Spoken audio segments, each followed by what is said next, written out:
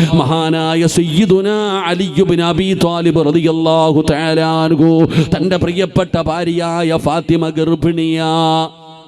ഫാത്തിമ ബീബി റളിയല്ലാഹു തആല അൻഹ ഗർഭിണിയാണ്. ഗർഭിണികളായ പെണ്ണുങ്ങൾക്ക് ചില ഭക്ഷണം കഴിക്കണമെന്ന് വല്ലാത്ത ആഗ്രഹമാണ്. അലിയേ, എനിക്കൊരു റുമ്മാമ്പഴം കഴിക്കണം അലിയേ, എനിക്കൊരു റുമ്മാമ്പഴം വേണം അലിയേ. അലിയാര് തങ്ങൾ ഗർഭിണിയായ ഭാര്യയുടെ ആഗ്രഹമാണല്ലോ. റുമ്മാമ്പഴവും വാങ്ങിച്ചിട്ട് തിരിച്ചു വരികയാണ്. അപ്പോഴാണ് ഒരു പാവപ്പെട്ടവനെ കടന്നു വരുന്നത്. അലിയേ, ഭക്ഷണം കഴിച്ചിട്ട് ദിവസങ്ങളായി, വിശക്കുന്നു അലിയേ, എന്നെ സഹായിക്കണേ അലിയേ. അലിയാര് തങ്ങളുടെ കയ്യിൽ വേറെ ഒന്നുമില്ല. ഗർഭിണിയായ ഭാര്യ ആഗ്രഹത്തോടെ പറഞ്ഞ റുമ്മാമ്പഴമാണ് കയ്യിലിരിക്കുന്നത്. അലിയാര് തങ്ങൾ ഇങ്ങനെ ചിന്തിച്ചു കൊണ്ട് നിൽക്കുമ്പോ ആ മനുഷ്യൻ പറഞ്ഞു, അലിയേ,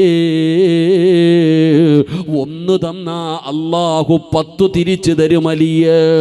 1ന് 10 പ്രതിഫലം.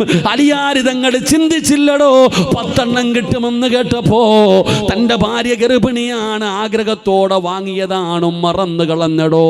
ആ പ്രതിഫലം കേട്ടപ്പോ എടുത്തു കൊടുക്കുകയാണ്. അവസാനം വെറും കയ്യോടെ തന്റെ വീട്ടിലേക്ക് കടന്നു ചെല്ലുമ്പോ ഫാത്തിമ എന്ന് പറയുന്ന പ്രിയപ്പെട്ട ഭാര്യയുടെ മുമ്പിൽ ഒരു കുട്ട നിറയെ റുമ്മാമ്പഴം ഇരിക്കുന്നു എന്ന് ചരിത്രം പറയുമ്പോ ഇതാണ് നന്മയെന്ന് പറഞ്ഞാൽ നമ്മൾ മത്സരിക്കേണ്ടത് എവിടെയാണ് സഹോദര? ഇലക്ഷനിലല്ല മത്സരിക്കേണ്ടത്, പടച്ചവനെ പള്ളിയിലല്ല മത്സരിക്കേണ്ടത്. മത്സരിക്കേണ്ടത് നന്മയ്ക്ക് വേണ്ടിയാണോ? വാശി കാണിക്കേണ്ടത് നന്മയ്ക്ക് വേണ്ടിയാണോ? പരാജയപ്പെടുത്തേണ്ടത് പടച്ചവനെ നന്മയുടെ വിഷയത്തിലായിരിക്കണം. ഏതുപോലെ എന്നറിയോ? ഒരിക്കൽ അല്ലാഹുവിന്റെ പ്രവാചകൻ സ്വല്ലല്ലാഹു അലൈഹി വസല്ലമ തങ്ങൾ മസ്ജിദുൻ നബവിയിൽ ഇരുന്നിട്ട് പറഞ്ഞു, സ്വഹാബാ, അല്ലാഹുവിന്റെ ദീനിനെ സഹായിക്കണം സ്വഹാബാ. എന്താണ് നിങ്ങളുടെ കയ്യിലുള്ളത്? വീട്ടിൽ എന്താണോ ഉള്ളത് എടുത്തുകൊണ്ട് വാ സഹാബാ. അല്ലാഹുവിന്റെ റസൂൽ എവിടെന്ന് പറയുമ്പോ സ്വഹാബത്ത് ഇറങ്ങി ഓടുകയാണ്. അവരവരുടെ വീടുകളിലേക്ക് ഓടുമ്പോ എന്താണോ കയ്യിൽ കിട്ടുന്നത് എടുത്തുകൊണ്ട് വരാൻ എല്ലാവരും അവരവരുടെ വീട്ടിലേക്ക് പോകുമ്പോ മഹാനായ സയ്യിദുനാ ഉമർ ഇബ്നുൽ ഖത്താബ്, ഉമർ തങ്ങളുടെ മനസ്സിൽ ഒരേ ഒരു ചിന്തയേ ഉള്ളൂ, എനിക്ക് ജയിക്കണം തമ്പുരാന്, ഒരിക്കലെങ്കിലും എനിക്ക് വിജയിക്കണം തമ്പുരാന്. കാരണം എന്നും ഒന്നാമൻ അബൂബക്കറാണ്. ഏത് നന്മ പറഞ്ഞാലും ഏത് കാര്യം പറഞ്ഞാലും എന്നും എൻ്റെ കൂട്ടുകാരനായ അബൂബക്കറാണ് ഒന്നാമനാകുന്നത്. എനിക്കൊരിക്കലെങ്കിലും ആ സ്ഥാനത്തൊന്ന് കയറണം തമ്പുരാന്.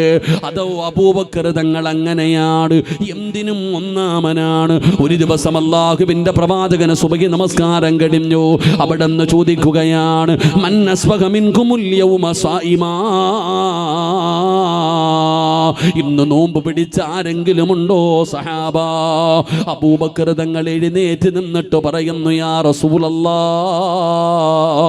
ഞാനുണ്ട് നബിയേ. നബി തങ്ങൾ രണ്ടാമത് ചോദിക്കുകയാണ്, ഇന്ന് രോഗസന്ദർശനം നടത്തിയ ആരെങ്കിലും ഉണ്ടോ? ഇന്ന് ആരെങ്കിലും രോഗസന്ദർശനം നടത്തിയോ?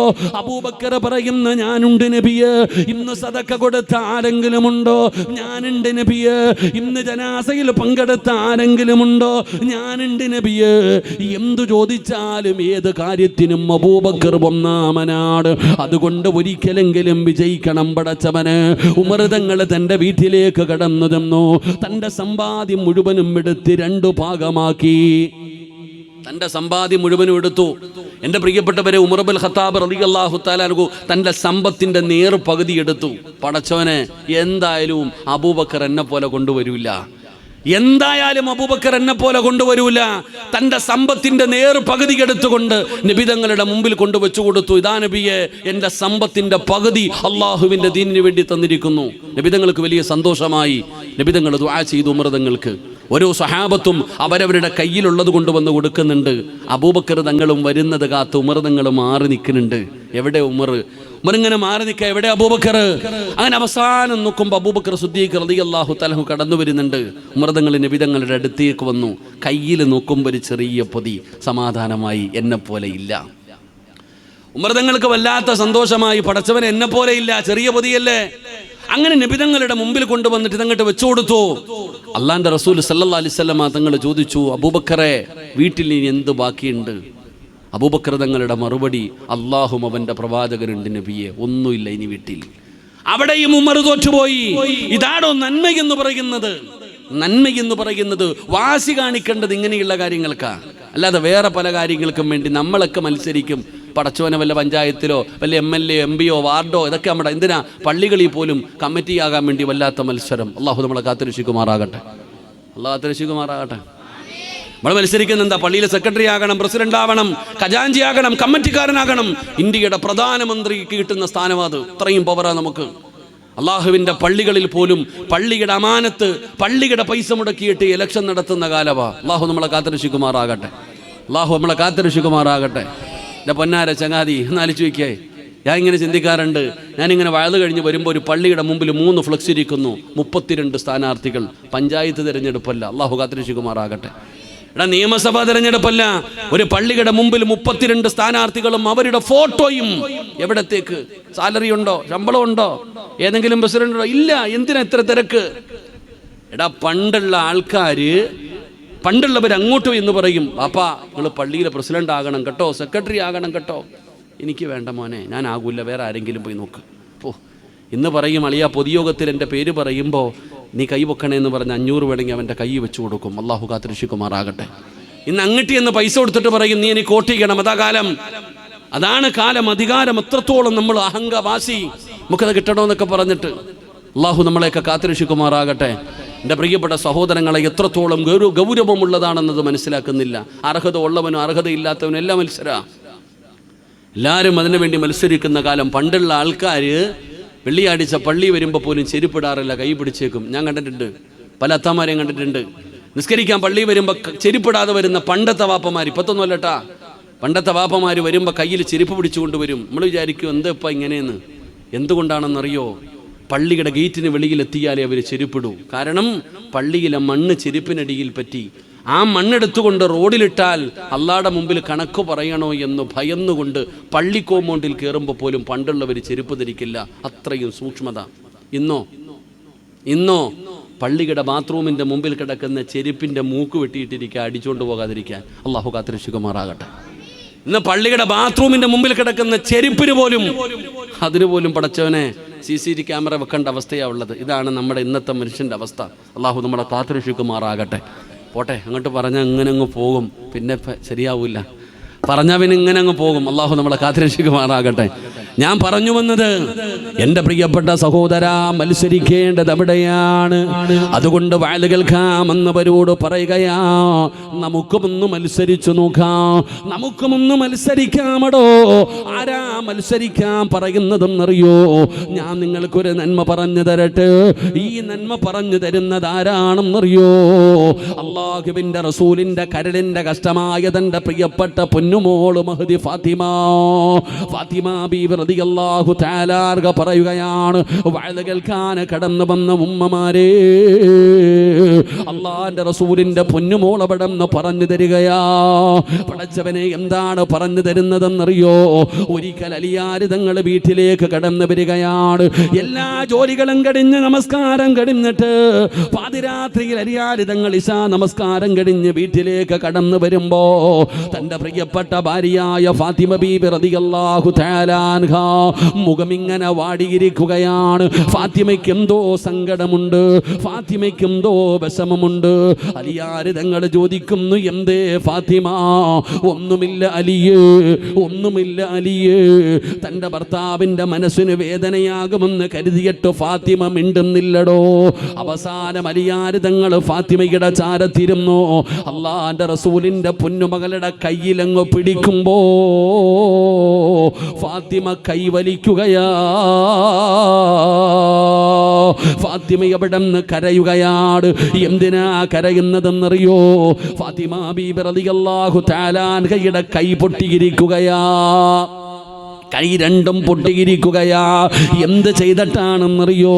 പടച്ചവനെ, അടുക്കളയിൽ ജോലി ചെയ്തിട്ട് ഫാത്തിമ ബീബി റളിയല്ലാഹു തആല അൻഹ ആട്ടുകല്ല് പിടിച്ചിട്ട് ഫാത്തിമയുടെ കൈ പൊട്ടിയിരിക്കുകയാണ്. അതിന്റെ കാരണം എന്തെന്നറിയോ? അലിയാർ തങ്ങൾ പാവപ്പെട്ടവനാ, ഒരുപാട് സമ്പത്തൊന്നുമില്ലാത്തവനാ. ഗോതമ്പ് വാങ്ങിയിട്ട് ഫാത്തിമയുടെ കയ്യിൽ കൊണ്ടുവന്ന് കൊടുക്കും. ഫാത്തിമ ബീബി റളിയല്ലാഹു തആല അൻഹ അത് കല്ലുകൊണ്ട് പൊടിക്കുകയാ. പൊടിച്ച മാവ് കൊണ്ട് വിറ്റിട്ട് കിട്ടുന്ന പൈസ കൊണ്ടാ അവര് ജീവിക്കുന്നത്. അത്രത്തോളം പാവപ്പെട്ടവരാണ്. ആ കല്ല് പിടിച്ചിട്ടാണ് ഫാത്തിമ ബീബി റളിയല്ലാഹു തആല അൻഹയുടെ കൈ പൊട്ടിയിരിക്കുന്നത്. പടച്ച റബ്ബേ, ഇത് പറയുമ്പോ എന്റെ പെങ്ങള് ചിന്തിക്കും, സിറാജ്, കല്ല് പിടിച്ചാ കൈ പൊട്ടുമോ? നിനക്കറിയില്ല ഉമ്മാ. ഗൈൻഡറും മെഷീനും പിടിക്കുന്ന നിനക്കതറിയില്ല.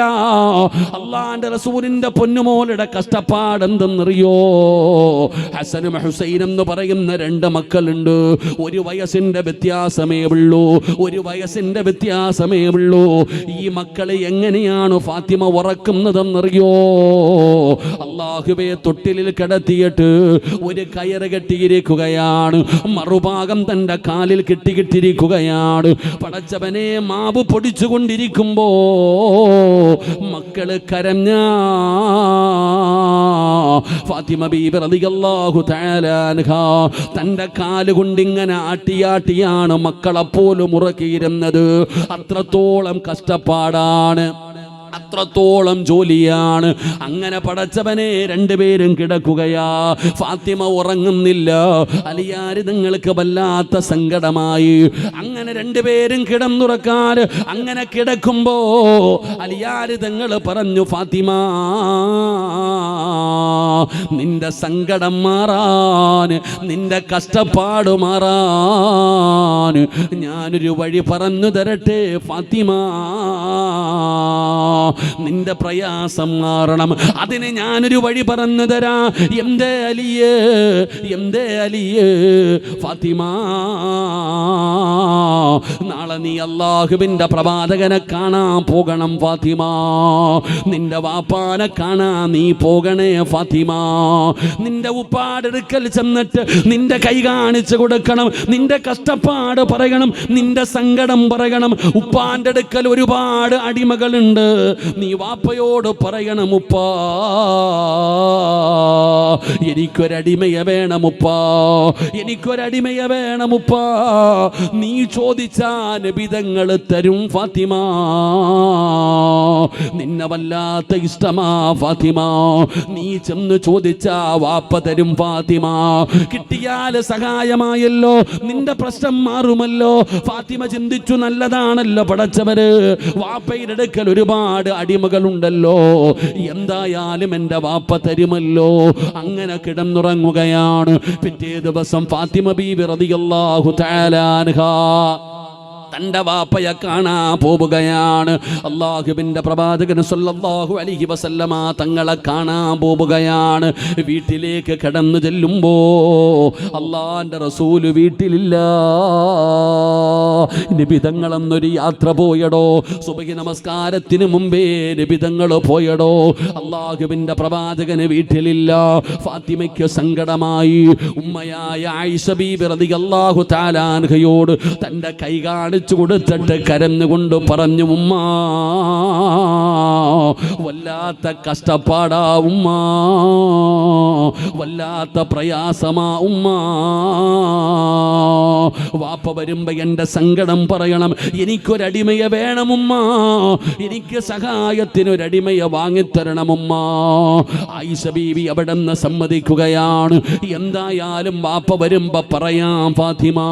ഫാത്തിമ ബീബി റളിയല്ലാഹു തആല അൻഹയെ സമാധാനിപ്പിക്കുകയാണ്.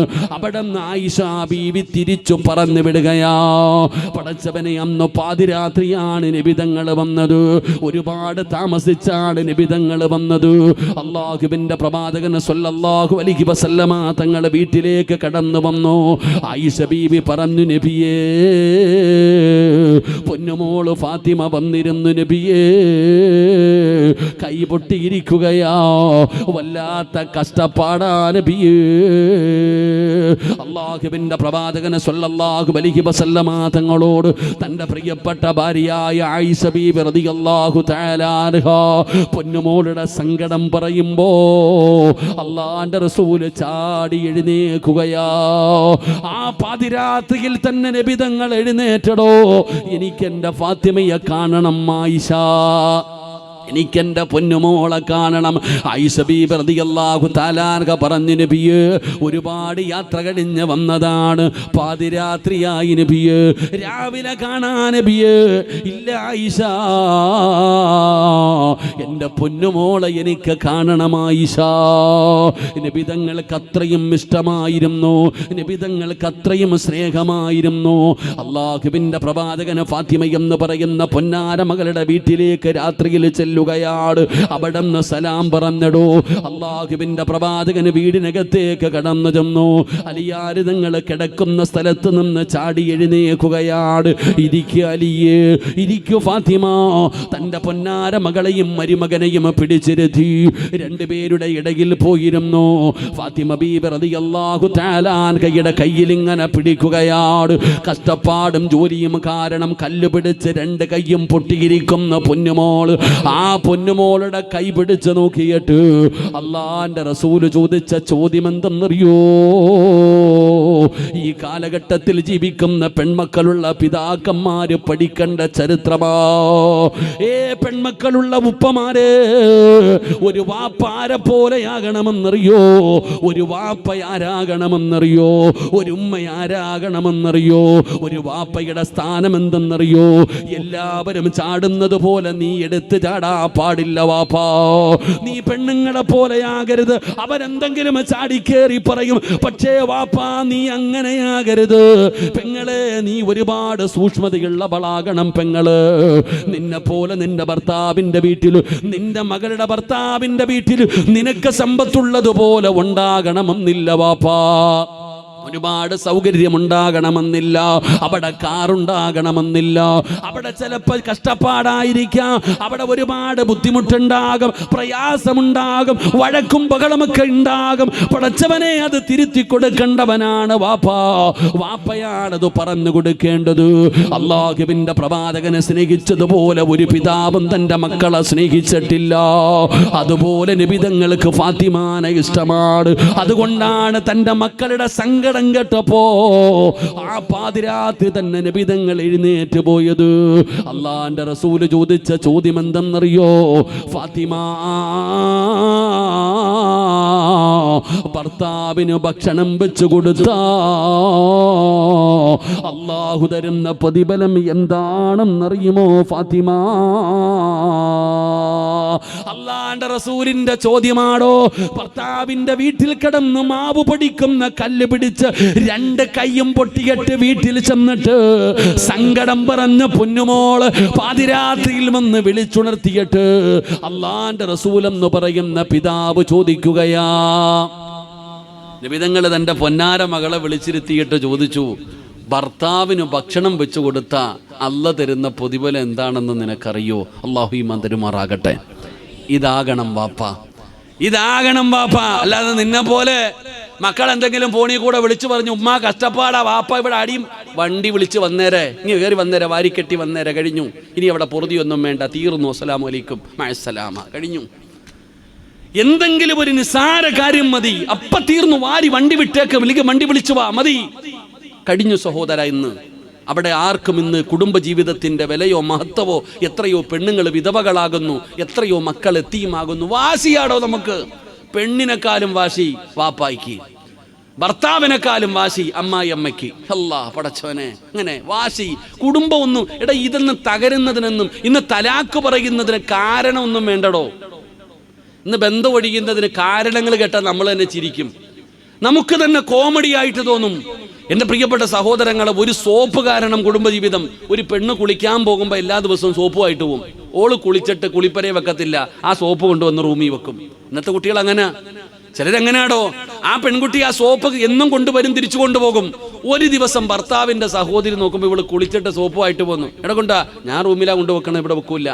അപ്പോൾ ചോദിച്ചു, ഇവിടെ ആർക്കെങ്കിലും പകർച്ചവാദി വല്ലതും ഉണ്ടോ? തുടങ്ങി. സുബ്ഹാനല്ലാഹ്. ആ ഒരു സോപ്പ് കാരണം പിരിഞ്ഞടോ. അള്ളാഹു കാത്തുരക്ഷിക്കുമാറാകട്ടെ. ഒരു സാരി കാരണം വാർത്തയിലൊക്കെ ഉണ്ടായിരുന്നു. ഒരു സാരി കാരണം ബന്ധം ഒഴിഞ്ഞവരില്ലേ? ഇവിടെ വാശി എന്ന് പറഞ്ഞാൽ ഈ പയ്യനും പെണ്ണും കൂടെ ഒരു 5 മിനിറ്റ് സംസാരിച്ചാൽ തീരും. അതെങ്ങനെ? ഫോൺ വിളിക്കാൻ പോലും കൊടുക്കത്തില്ലല്ലോ. ഫോൺ ആദ്യം ഓഫാക്കി വെക്കും. അവൻ വിളിച്ചാൽ എടുക്കരുത്. ഒന്നാമത്തെ നിയമം അതാവാപ്പാടെ. ഒരു 5 മിനിറ്റ് സംസാരിച്ചാൽ തീരുന്ന വിഷയമുള്ള സഹോദര, സംസാരിക്കാൻ നമ്മൾ സമ്മതിക്കത്തില്ല. ഞാൻ എൻ്റെ പള്ളിയിലെ മസ്ലിഹത്തിന് സാധാരണ പരിപാടിക്ക് ഞാൻ ഇരിക്കാറില്ല. കഷ്ടകാലത്തിന് ഒരു വെള്ളിയാഴ്ച ഈ സംഭവം വന്നു. അങ്ങനെ നോക്കുമ്പോൾ എല്ലാ ചർച്ചകളും അവസാനിച്ചിട്ട് അങ്ങോട്ടും ഇങ്ങോട്ടും കൊടുക്കുക, സെറ്റിൽമെൻറ്റ് അഡ്വക്കേറ്റൊക്കെ വന്നിട്ടുണ്ട്. അങ്ങനെ 2 പേരും കൂടെ, ഞാൻ നോക്കുമ്പോൾ ഒരു അടിക്കുള്ള ആളുണ്ട്, 40 പേര് വരും 2 വിഭാഗത്തിൽ നിന്ന്. അങ്ങനെ കമ്മിറ്റി ഓഫീസിലും പുറത്തൊക്കെ ഭയങ്കര ബഹളം. ഞാൻ ഇങ്ങനെ മിണ്ടാതെ ഇരുന്നു. കുറച്ച് കഴിഞ്ഞപ്പോൾ ഒരാൾ ചോദിച്ചു, എന്തേ ഉസ്താദൊന്നും മിണ്ടാത്ത എന്തേ? ഞാൻ പറഞ്ഞു, ഞാൻ എന്നാ പറയാനാ, ഇവിടെ ബദർ യുദ്ധം നിങ്ങളോടൊക്കെ എനിക്ക് സംസാരിക്കേണ്ട കാര്യമില്ലല്ലോ.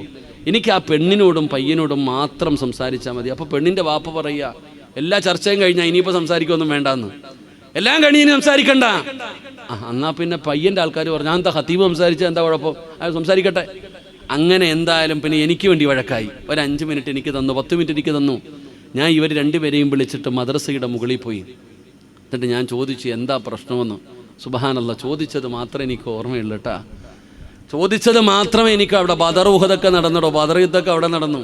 ഈ പെണ്ണും പയ്യനും കൂടെ മുമ്പിലിരിക്കുന്നത് ഒരു ഉസ്താദാണെന്നുള്ള ഇതുപോലെ എനിക്ക് തന്നില്ല. പിന്നെ വിചാരിച്ചു പറയാനുള്ളതൊക്കെ പറയട്ടെ എന്ന്. എടാ വാടാ പോടാ, അങ്ങോട്ടും ഇങ്ങോട്ടൊക്കെ കടിക്കാൻ കൈപൊക്കി എന്തൊക്കെയോ നടന്നു. അങ്ങനെ എല്ലാം കഴിഞ്ഞ് ഇടിയും മഴയൊക്കെ കഴിഞ്ഞതുപോലെ എല്ലാം പറഞ്ഞപ്പോൾ ഇത്തിരി വെള്ളമൊക്കെ എടുത്ത് കുടിക്കാൻ കൊടുത്തു. എന്നിട്ട് ഞാൻ ചോദിച്ചു, ചങ്ങായി പോട്ടറാ, കഴിഞ്ഞൊക്കെ കഴിഞ്ഞു, മക്കളൊക്കെ ആയില്ലേ, ഒരു കുട്ടിയില്ലേ, നമുക്കൊന്ന് ജീവിച്ചുകൂടെ, ഒരവസരം കൊടുത്തൂടെ? ഇവളുടെ കൂടെ ജീവിക്കാനോ? സുബ്ഹാനല്ലാഹ്. എന്തെല്ലാം പറഞ്ഞിട്ട് ഇവർ ഒരുമിക്കണില്ലടോ. അവസാനം പിന്നെ 8ാമത്തെ അടകെന്ന് പറയുന്നത് ഞാൻ ചുമ്മാതെ പറഞ്ഞു, നിങ്ങൾ താഴെ ഇറങ്ങിച്ചെന്ന് ഒപ്പിട്ട് കഴിഞ്ഞാൽ നിങ്ങൾ 2 പേരും പിരിഞ്ഞു. ഇനി ഒരിക്കലും നിങ്ങൾക്ക് യോജിക്കാൻ കഴിയില്ല. അവർ പിരിക്കാനിരിക്കുകയാ. അതുകൊണ്ട് എന്തായാലും കുറേ കാലം ഭാര്യ ഭർത്താവായിട്ട് ജീവിച്ചതല്ലേ, അതുകൊണ്ട് നിങ്ങളൊന്ന് കെട്ടിപ്പിടിച്ചു പൊരുത്തമൊക്കെ ചോദിച്ചിട്ട് പൊക്കോ. നിങ്ങൾ പിരിഞ്ഞോ, പക്ഷെ അതിനു മുമ്പൊന്ന് പൊരുത്തം ചോദിച്ചിട്ട് പോയി. ഇനി അവസരമില്ല. ഞാൻ വാതിലടച്ചു പുറത്തിറങ്ങി. കുറച്ച് നേരം കഴിഞ്ഞിട്ടും വാതിൽ തുറക്കുന്നില്ലടോ. എനിക്ക് ടെൻഷനായി. കുറേ നേരം കഴിഞ്ഞിട്ടും വാതിൽ തുറക്കണില്ല. എന്താണെന്നറിയില്ല. അവസാനം വാതിൽ തുറന്ന് അകത്തേക്ക് ചെല്ലുമ്പോൾ 2 കൂടെ കെട്ടിപ്പിടിച്ച് ഇന്ന് കരയുന്നുണ്ട്. എന്നോട് പറഞ്ഞു, ഉസ്താദേ ഞങ്ങൾക്ക് ജീവിക്കണം ഉസ്താദെ, പിരിപ്പിക്കരുത്. പറയാൻ അറിയുമോ എന്ന് എനിക്കറിയില്ല. ഞാൻ അന്ന് അവരോട് പറഞ്ഞൊരു വാക്കുണ്ട്, ഈ പുറകിലത്തെ വാതിലിൽ കൂടെ ഇറങ്ങിയിട്ട് ഏതെങ്കിലും ലോഡ്ജിൽ പോയി റൂം എടുത്തിട്ട് താമസിച്ചോ, വീട്ടിൽ പോകരുതെന്ന്. അള്ളാഹു നമുക്ക് ഈമാൻ നൽകുമാറാകട്ടെ. അവർ 2 പേരും പോയടോ. താഴെ ചെന്നപ്പോൾ അപ്പോഴും എഴുത്തും കുത്തും ബഹളവും നടക്കുക. ഇതാണ് ഇന്നത്തെ കുടുംബജീവിതം. ഒരു 5 മിനിറ്റ് സംസാരിച്ചാൽ തീരുന്ന വിഷയം അത് നിസ്സാരമായി കാണുന്നവർ, അതിന് എല്ലാ സൗകര്യവും മഹല്ലുകളും ഈ ഇങ്ങനെയുള്ള ആൾക്കാരങ്ങ് ചെയ്തു കൊടുക്കാം. ഇപ്പം നമ്മുടെ കൂട്ടുകാരൻ അവൻ എന്നോട് പറഞ്ഞു, ഉസ്താദെ സഹോദരൻ്റെ കല്യാണം, ഉസ്താദ് വരണം കേട്ടോ, നിർബന്ധമായിട്ടും വരണം. എനിക്ക് പോകാൻ പറ്റിയില്ലടോ. പിന്നീട് കോഴിക്കോട് വെച്ച് കണ്ടപ്പോൾ ഞാൻ പറഞ്ഞു, എടാ എനിക്ക് വരാൻ പറ്റിയില്ല, ജാമ്യം എടുക്കാൻ പോയി അടുത്ത്. ഞാൻ പറഞ്ഞു, എടാ പറ്റിയില്ല, എന്തോ തിരക്കായിപ്പോയി. ഇങ്ങനെ ഉണ്ടടാ ജീവിതമൊക്കെ, ഭാര്യയ്ക്ക് എന്തേ, അവളെന്നേ പോയി ഉസ്താദെ. ഞാൻ ചോദിച്ചു, എന്ത് പറ്റിയടാ? ബർത്ത്ഡേക്ക് ഗിഫ്റ്റ് വാങ്ങിക്കൊടുക്കാത്തത് കാരണം അവൾ പോയി ഉസ്താദെ. സുബ്ഹാനല്ലാഹ്. ബർത്ത്ഡേക്ക് ഗിഫ്റ്റ് വാങ്ങിച്ചു കൊടുത്തില്ലെന്ന് മസ്ലിഹത്തൊന്നും കമ്മിറ്റി പോയപ്പം സെക്രട്ടറി ചോദിച്ചെന്ന്, എടാ അതൊക്കെ മേടിച്ചു കൊടുത്തുകൂടെ, ഇപ്പം എന്നെ കുഴപ്പം എന്താ, ഒരു ഗിഫ്റ്റൊക്കെ മേടിച്ചു, ബർത്ത്ഡേ ആഘോഷിച്ചുകൂടെ എന്ന് അയാളും പറയണത്. അള്ളാഹു ഈമാൻ തരുമാറാകട്ടെ. എൻ്റെ പ്രിയപ്പെട്ട സഹോദരങ്ങളെ, ഇതാണ് ഇന്നത്തെ അവസ്ഥ. എന്നാൽ അള്ളാഹുവിൻ്റെ പ്രവാചകൻ എന്ന പിതാവ് തൻ്റെ പൊന്നാര മകളോട് പറയുകയാ, മോളെ ഫാത്തിമ, പഠിക്കണേ ഉമ്മ, നിനക്കും പരാതിയാണ്, നിന്റെ മകൾക്കും പരാതിയാണ്. ഭർത്താവിൻ്റെ വീട്ടിലെ കഷ്ടപ്പാടാണ്, ജോലിയാണ്, തുണി കഴുകണം, ചോറ് വെക്കണം അടുപ്പത്ത്, അതാ പാത്രം കഴുകണം, എന്തെല്ലാം കഷ്ടപ്പാടാണ്. ഓസിനല്ലല്ലോ പെങ്ങള്, അള്ളാഹു തരുന്ന എത്ര വലിയ പ്രതിഫലമാണെന്നറിയോ. അതാ ഭർത്താവിന് ഭക്ഷണം വെച്ച് കൊടുത്താൽ, ഭർത്താവിൻ്റെ വസ്ത്രം കഴുകിയാൽ, വീട് അടിച്ച് വാരിയാൽ, പടച്ചവനെ നീ എന്ത് ചെയ്താലും പ്രതിഫലമാണ് പെങ്ങളെ, എന്ത് ചെയ്താലും പ്രതിഫലമാണ്. നിന്റെ ഓരോ കഷ്ടപ്പാടിനും എന്തിനെന്നറിയോ, അടുക്കളയിൽ അടുപ്പിന്റെ ചുവട്ടിൽ നിന്ന് ചോറ് വെക്കുന്ന സമയത്ത് നിന്റെ ശരീരത്തിലൂടെ ഒരു തുള്ളി വിയർപ്പുള്ളിയെ ഒരു തുള്ളി വിയർപ്പങ്ങാണം താഴെ വീണ അതും വെറുതെയാകില്ല ഉമ്മ.